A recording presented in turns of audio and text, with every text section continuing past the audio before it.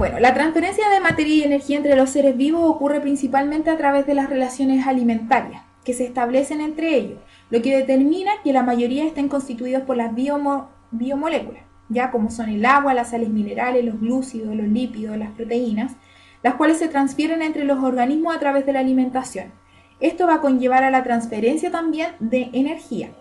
Es importante señalar que el estudio de las relaciones alimentarias permite comprender el funcionamiento de un ecosistema.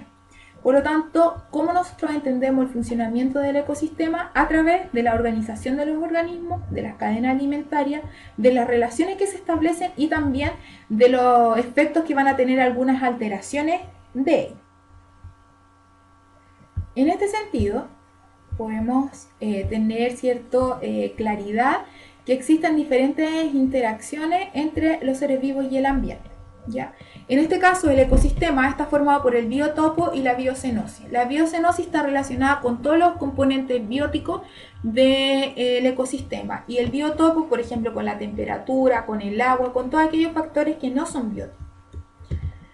En este caso, el ecosistema, ¿cierto?, va a ser reconocido o va a corresponder a la agrupación de los elementos bióticos, ¿cierto?, o biocenosis y abióticos como el biotopo de un lugar determinado, junto también con las relaciones que se van a establecer entre ellos, incluyendo lo que se denomina como flujos de materia y los flujos de energía. Los seres vivos se van a ir organizando en diferentes estructuras, ¿ya? Por ejemplo, vamos a tener individuos, que son las especies, ¿cierto?, las cuales en conjunto conforman lo que se denomina como población, ¿ya? Entonces van a ser conjuntos de especies que habitan en un lugar determinado, y este conjunto, ¿cierto?, de poblaciones que están habitando un lugar determinado van a conformar lo que se denomina como comunidad. Por ejemplo, acá tenemos una población de estos animales y una población de elefantes. Ya tenemos poblaciones, por ejemplo, de estos arbustos. Por lo tanto, los individuos van a corresponder a organismos representantes de una población. En cambio, la población va a ser conjunto de organismos de la misma especie que habitan en un lugar determinado en un tiempo también determinado. Y una comunidad va a ser un conjunto de organismos pertenecientes a poblaciones diferentes, pero que habitan en un lugar determinado en un tiempo determinado. Ya no puede ser algunos que murieron hace 10 años, que ya no sería parte de la comunidad, porque no están habitando en el tiempo determinado que lo hacen los otros. ¿Ya? Por lo tanto, de mayor a menor complejidad tendríamos los individuos, ¿cierto?, poblaciones y comunidades.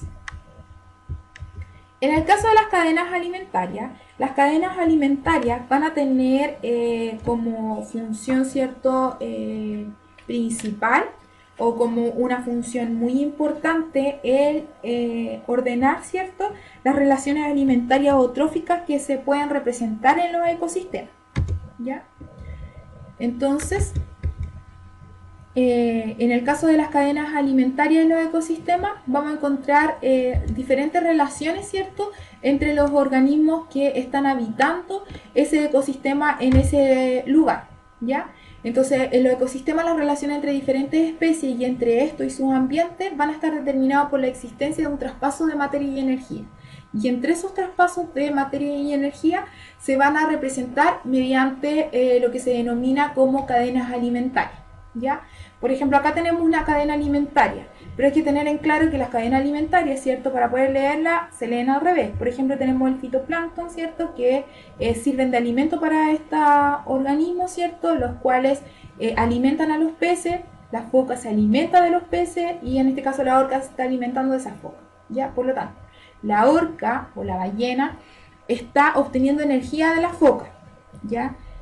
La foca está obteniendo energía de los peces. Los peces están obteniendo energía de estos crustáceos y estos crustáceos están obteniendo energía del fitoplancton, ¿ya? Si bien las cadenas alimentarias nos permiten comprender cómo se produce el flujo de materia y energía en un ecosistema, esta situación está muy simplificada, ya que en la naturaleza los consumidores suelen alimentarse de muchos otros organismos de otras especies. Debido a lo anterior, para representar las estructuras tróficas de un ecosistema se utilizan también las denominadas tramas alimentarias o tramas tróficas, no solamente así de forma lineal, porque puede ser que este organismo no solamente se haya alimentado de la foca, ¿ya?, o la foca de los peces. Por lo que también tenemos diferentes tipos de niveles tróficos, ¿ya? Siempre en los ecosistemas vamos a encontrar estos 4 niveles tróficos, ¿ya? Tenemos los productores, consumidores primarios, secundarios y terciarios.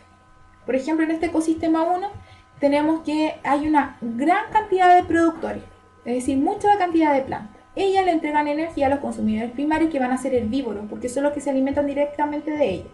Tenemos consumidores secundarios, que van a ser aquellos consumidores que se alimentaron de estos animales, ¿cierto? Y los terciarios, que van a ser los que se alimentan de los de acá. Los consumidores terciarios o cuaternarios ya son más difíciles de encontrar en número. En cambio, este otro ecosistema tiene menor cantidad de productores, pero aún así tiene consumidores primarios, secundarios y también terciarios. En una cadena alimentaria existen seres vivos que ocupan un determinado nivel según su tipo de alimentación. Estos niveles en los que son organizados los organismos de una cadena alimentaria se conocen como niveles tróficos, ¿ya? Y acá tenemos como principales los que van a ser los productores, que son los capaces de utilizar la energía del sol para poder formar materia orgánica a través de la fotosíntesis. Por ejemplo, las plantas son productores, ¿ya? Vamos a tener consumidores primarios, que van a ser aquellos que se alimentan directamente de las plantas, ¿cierto? Consumidores secundarios, que se alimentan de estos otros consumidores, ¿ya?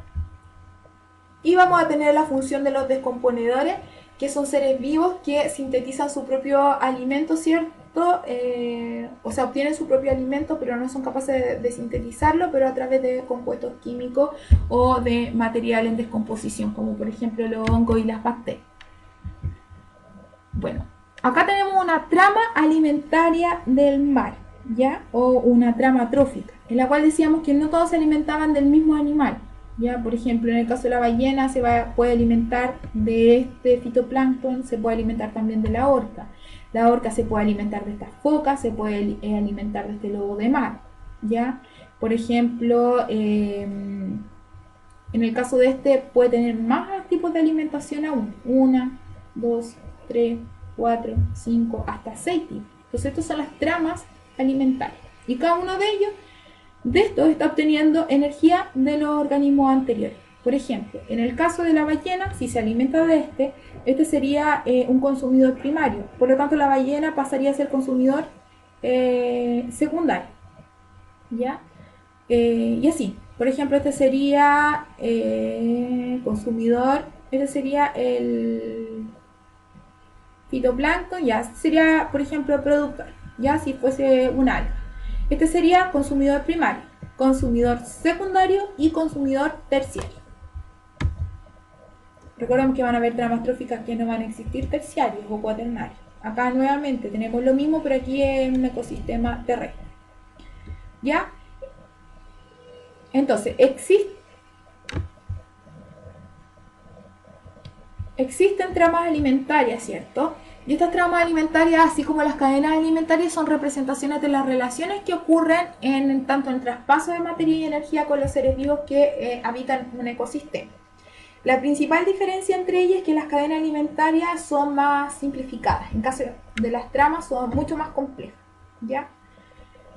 Acá tenemos algunas relaciones que se van a poder establecer entre los organismos, como por ejemplo la protocooperación, en la cual ambos organismos se benefician, parasitismo, en el cual uno se beneficia y el otro se perjudica, como por ejemplo las garrapatas, en la cual el perro va a estar perjudicado y la garrapata va a ser beneficiada. Mutualismo, en la cual ambos se benefician. Depredación, ya, en el cual uno se ve beneficiado y el otro perjudicado porque la mata y se alimenta de él. Competencia, ya en la cual los dos están compitiendo, por ejemplo, por la obtención de un mismo recurso.